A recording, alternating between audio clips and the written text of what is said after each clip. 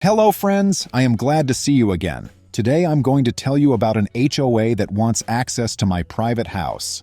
So I never planned to become the poster child for sticking it to a rogue homeowners association. My dream was simpler.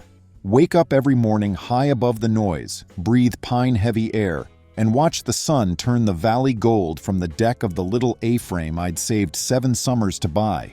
The cabin sat near the end of a private mountain road where cell service wheezed and coyotes practiced their yodeling contests at dusk. It came with the kind of quiet most folks try to bottle in meditation apps. And, tucked into the purchase agreement like a loose staple, a microscopic reference to the Timber Falls Community Association. My realtor waved it off, calling it a sleepy volunteer board that mostly collects for snowplowing. I would learn she was only half right. They did plow eventually, but they were about as sleepy as a double shot of cafe espresso slipped into a toddler's sippy cup. Within 2 weeks of closing, I got their first letter, printed in an aggressive shade of red, usually reserved for past due notices or carnival murder houses. It was a courtesy reminder that board members needed interior access to inspect my dwelling for compliance with community health standards. Health standards? Out here, standards meant don't leave trash where bears can throw a block party. The association's bylaws, an unindexed brick of legalese so dry it created its own drought, mentioned seasonal exterior inspections, but nothing about walking through bedrooms. I sent a polite email citing that clause, threw in words like reasonable and good faith, and figured that was the end. 3 days later, I found a neon orange violation poster stapled to my porch rail. The poster now claimed failure to schedule access constituted a Class B infraction subject to escalating dues up to 800% until I complied. I laughed, then read it again and stopped laughing. My regular quarterly dues were just over $200. Multiply that by 9 and suddenly I'd owe rent on a Manhattan studio. I called the contact number. A brittle voice introduced herself as Pamela, the board's compliance officer, and insisted the association had broad statutory authority under our state's property code, although she couldn't cite the code section when I asked. The conversation ended with her huffing that I would learn what non-cooperation costs. I could have caved.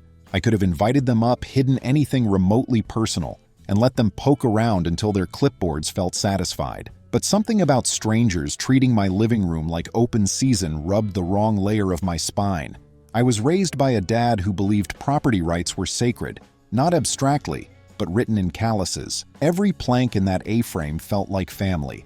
So I mailed a certified letter refusing interior access, attached a copy of the Fourth Amendment for dramatic flair, and settled back to see how ridiculous things might get. Ridiculous sprinted toward me wearing cleats.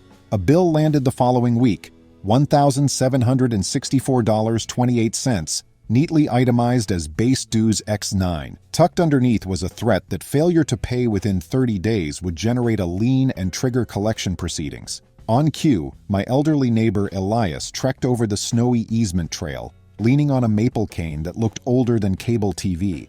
He carried an identical orange poster. The board, it turned out, had slapped him with an unsafe deck citation the same morning. His deck was sturdy enough to host a bluegrass festival, but Elias had once voted against replacing the association's gravel road with asphalt, so he was on their naughty list. We compared paperwork by the wood stove, our anger turning the cabin warmer than the fire. Digging into county records, I discovered our HOA had only 8 voting members out of 42 lots, one of whom, Clive, the board president, owned a rustic contracting company that specialized in cabin renovations and flips. Through a series of speculative buys, he'd acquired 3 foreclosed properties after the board had driven their owners into ruin with compliance fines. The pattern was so on the nose it practically honked. Meanwhile, the bylaws required a 2/3 majority of all owners to authorize any dues increase over 10%, let alone 800. They had held no such vote. I drafted a cease and desist, quoted the relevant statute numbers, and marched it to the post office. That same afternoon, I caught 2 strangers in blaze orange vests fiddling with the padlock on my gate. They claimed to be association inspectors, armed with a clipboard and a dog-eared binder labeled photo log. I pointed out the prominent no trespassing sign, politely suggested they leave before my next action became less polite, and activated the cabin's new security cameras so recently installed they'd still smelled like bubble wrap. The lens caught one of them muttering that I'd regret messing with Clive. Good footage, better evidence. At this point, I called every lawyer within a half-tank radius until I found Sandra, a litigator whose resume read like Rushmore for overachievers. She reviewed my documents and grinned a grin lawyers probably practice in mirrors. Her take: the board's fee hike violated multiple provisions of our state's Nonprofit Corporation Act, the Community Charter, and a comforting slice of the U.S. Constitution. We filed a suit in district court seeking a declaratory judgment voiding the dues increase, plus damages for trespass, harassment, and emotional distress. Sandra also requested a temporary restraining order prohibiting the HOA from stepping foot on my land or recording any new liens while the case was pending.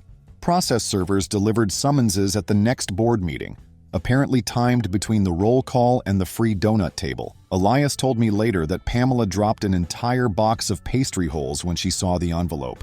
Clive announced it was frivolous and vowed to crush me in court. But behind the bluster, the board's war chest was thinner than a thrift store paperback. Their entire annual budget fit inside low 5 figures. Legal defense fees can chew that in a month. The restraining order was granted, cue more dropped pastries, and discovery began. Emails spilled out showing Clive coaching Pamela to stack fees high enough the newbie folds or forfeits. Another thread admitted there was no legal basis for interior inspections. They were hoping to audit for future maintenance projects, contractor speak for scoping renovation deals. Sandra's paralegal printed everything and color-coded the worst bits like holiday confetti. We served subpoenas for the board's financials, and suddenly 3 members resigned for personal reasons, which is HOA for "I'd like a lawyer before I talk further." The association's insurance carrier, seeing the storm front forming, dispatched its own counsel and floated settlement whispers. I wasn't sniffing for a simple payoff. Money was nice, justice tasted better, but the dish I truly craved was permanent change, served cold, with interest. My demands included voiding every lien the board had filed in the past 5 years, replacing the entire leadership by court-appointed election monitors, and compensating neighbors like Elias whose bogus fines funded Clive's pet projects. Friends said I was dreaming. Sandra said dreams are just plans wearing pajamas. We loaded up for trial. On the first morning, a blizzard closed half the interstates, but the courthouse remained open. Apparently, civic duty trumps weather advisories. I arrived early in a suit that looked rented because, well, it was. Clive breezed in wearing a rancher's vest and arrogance thick enough to snowplow without machinery. The judge, a woman whose bench nickname was the Gavel of Granite, opened by asking the defense to explain the legal authority for an 800% dues hike. Their attorney mumbled about inherent board discretion. She raised an eyebrow so high it almost needed FAA clearance. We adjourned at dusk with the defense visibly sweating.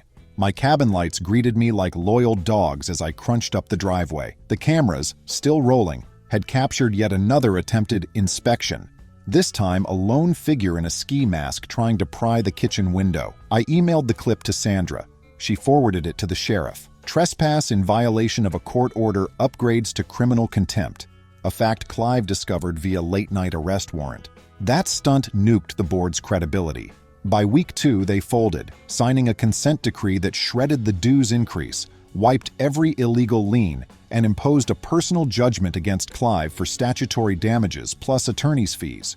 Future compliance inspections now required written consent from homeowners and a 72-hour notice, limited strictly to exterior structures. Elias's deck was officially declared exemplary. The association's new bylaws capped any annual dues hike at 10% unless 2/3 of all owners voted otherwise by secret ballot, with a neutral third-party auditor counting votes. Clive had to sell off one of his flip cabins to satisfy the judgment and resigned from the board in a statement that somehow blamed internet misinformation. I drove home from the final hearing with the windows down despite the chill, feeling lighter than oxygen. The snowpack sparkled like the universe had emptied a glitter jar over the peaks. A red-tailed hawk traced lazy circles above the ridgeline, utterly indifferent to human pettiness. I parked, set the parking brake, and stepped out onto my porch, the same porch where this circus began. Somewhere inside, a kettle whistled, reminding me that peace is often just a moment reclaimed. The story didn't end with me richer, though the settlement check was nothing to sneeze at, but with the community safer from predatory busybodies who hide behind clipboards. We held a potluck to celebrate, swapping casseroles and victory jokes until the stars elbowed the sky for room. When Elias clinked his mug to mine, the old man's grin made his wrinkles look like well-earned map lines leading to one conclusion. Sometimes you have to haul a bully into a courtroom to remind everyone that a home, especially a mountain home, is not a vending machine for fines. It's the one place where the sign on the gate actually means what it says. The courthouse win should have wrapped things up like the final bow on a holiday package, but apparently the universe had scheduled an encore. One of those unadvertised post-credit scenes that turns the whole plot sideways. I learned about it 2 weeks after the judgment while I was restocking the cabin pantry with enough coffee to support a launch team. My phone buzzed with a call from Maribel, the newly elected HOA secretary. Her voice was hushed like she'd dialed me from inside a library or maybe under a blanket fort. "Check your email right now," she whispered.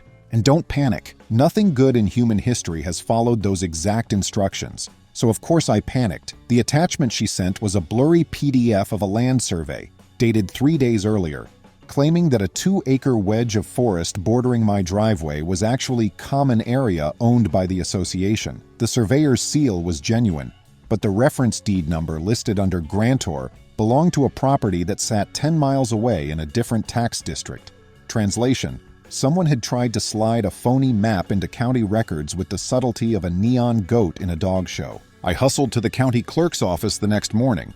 Their lobby smelled like old envelopes and civic patience, and their copy machine made a noise like a tired walrus every time it fed paper. The clerk on duty, Mr. Harlan, found the instrument number and frowned so deeply his reading glasses slipped. "This was filed Dropbox, after hours, with an expedited processing fee," he said. "We rarely see that unless a lender's rushing a foreclosure deed or the state's seizing property for taxes, and even then, the legal description isn't usually riddled with typos." We laid the document beside my original warranty deed. The mismatch looked obvious to the naked eye, but obvious doesn't erase ink once it's stamped. Harlan agreed to flag the filing as under review and suggested I haul a real title expert into the fight. I left the clerk's office already scrolling for contacts, my boots echoing down a hallway lined with portraits of long-retired recorders who looked like they'd faint if someone used a pencil wrong. That night I phoned Willis, a title attorney I remembered from law school trivia nights back when I'd driven in to cheer Sandra's moot court team. Willis loved 3 things: 18th century case law, ping pong, and winning. He combed through 7 decades of plat maps and unearthed a gem. In 1954, the original developer had filed a master plat that tied every future subdivision to a specific meets and bounds call beginning at a boulder the size of a delivery van.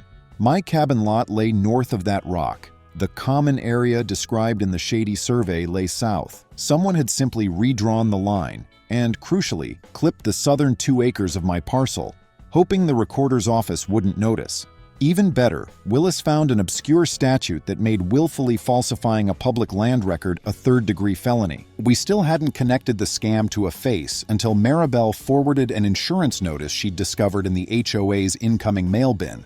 A sprawling rider that would have required every owner to pay a wildfire mitigation surcharge based on proximity to undeveloped fuel zones. The formula looked suspiciously targeted. Lots nearest the disputed wedge, mine and Elias's, would have owed triple. The adjuster behind this masterpiece was Kent Holloway, a name that sounded familiar. Willis dug through business directories and whistled. Kent was Clive's brother-in-law.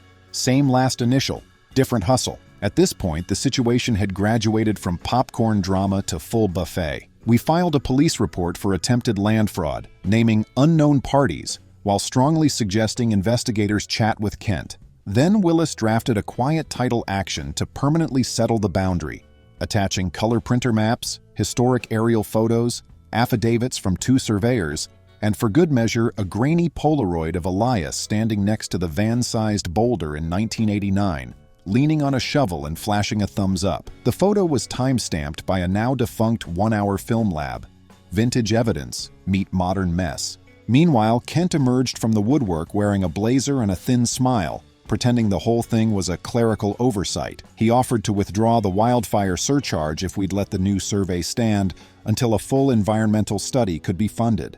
In other words, give them the land today, and maybe they'd return it if science ever disagreed. I answered by handing him a copy of the felony statute, bolding the penalty section that mentioned up to 5 years in state prison. He left the meeting looking like he'd swallowed a thumbtack. 2 days later, I woke to an email from my cabin's security system. Motion detected at 2:17 a.m. The clip showed a pickup idling near the gate, someone hopping out to yank my private drive sign off its post, and another figure snapping photos of the trees inside the contested strip.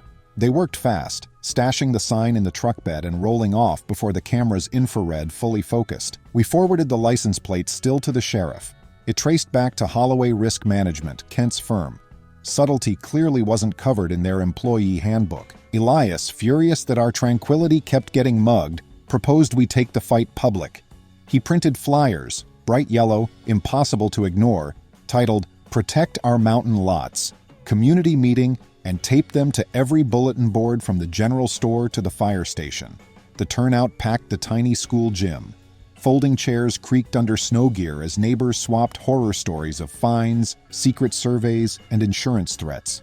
Maribel rolled out a projector and clicked through Willis's slides, overlapping plats, highlighted discrepancies, Kent's surcharge forms. Each revelation hit harder than the last. By the final slide, a satellite image with parcel lines pulsating in red murmurs had turned into muttered oaths.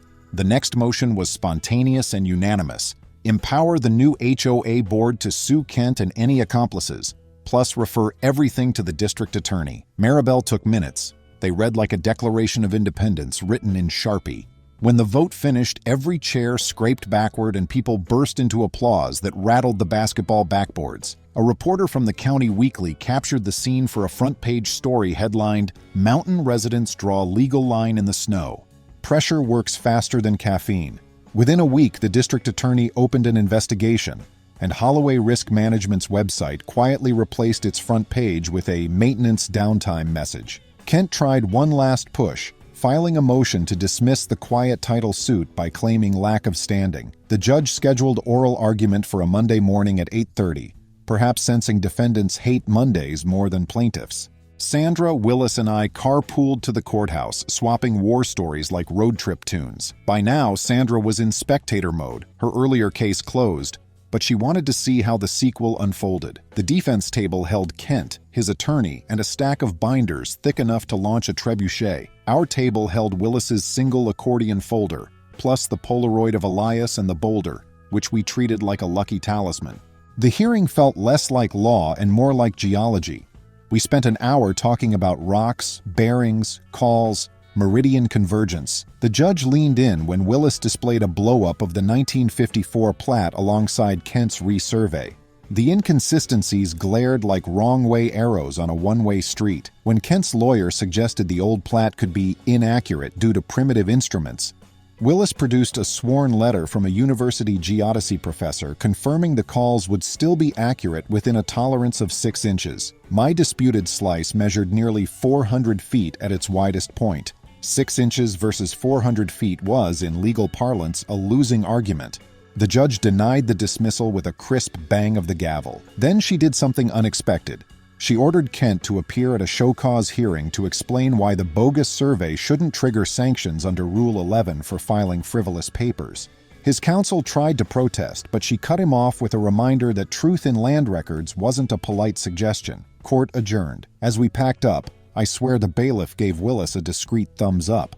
The sanctions hearing morphed into a public spectacle. The gallery filled with mountain residents, media, and a cluster of law students scribbling notes. Kent, looking several shades paler, testified that a junior associate prepared the survey using preliminary data. Willis displayed internal emails, obtained through discovery, where Kent wrote, "Adjust lines to include more common area buffer. The board will thank us after the fact." The students collectively gasped. The judge didn't gasp. She simply issued a sanctions order.